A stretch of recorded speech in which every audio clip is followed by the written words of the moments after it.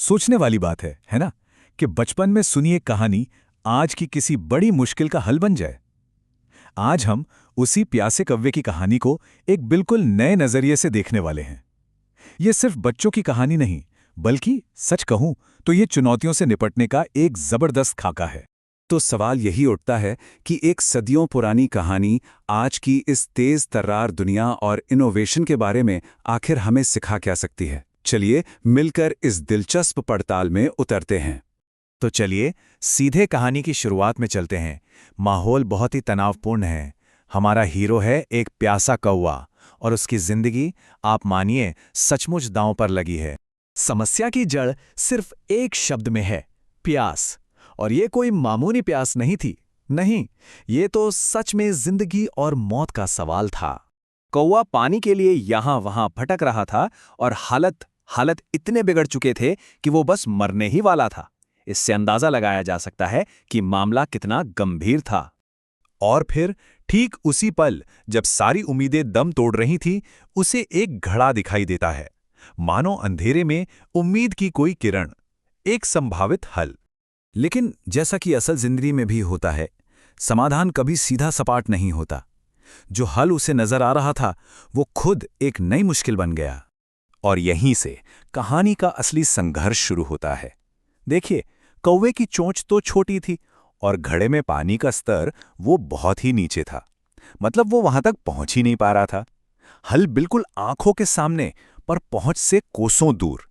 तो कौवे ने अपनी पहली स्ट्रैटेजी अपनाई, ब्रूट फोर्स, मतलब सीधी सीधी ताकत का इस्तेमाल। पहले तो उसने घड़े को तोड़ने की कोशिश की, और जब वो नहीं हुआ तो उसे उलटने में अपनी पूरी जान लगा दी। और नतीजा पूरी तरह से नाकामी।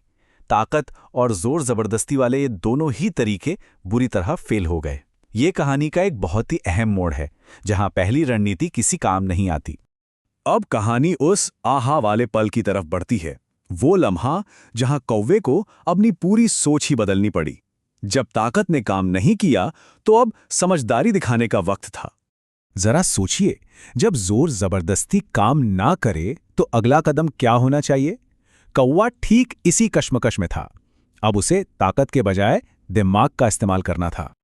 और यहीं पर उसकी कमाल की सोच सामने आती है। पहला कदम, उसने रुककर अपने आसपास देखा और उसे पास पड़े कंकड़ नजर आए। दूसरा कदम, उसने एक आइडिया लगाया, एक परिकल्पना की कि अगर इन कंकड़ों को घड़े में डाला जाए तो पानी का लेवल ऊपर आ जाएगा। और तीसरा कदम, उसने फौरन इस प्लान पर काम करना शुरू कर दिया। एक एक करके कंकड़ घड़े में डालने लगा। तो अब कहानी के उस हिस्से पर आते हैं जहां कौवे की ये शानदार योजना हकीकत का रूप लेती है। और नतीजा जाहिर है, सफलता।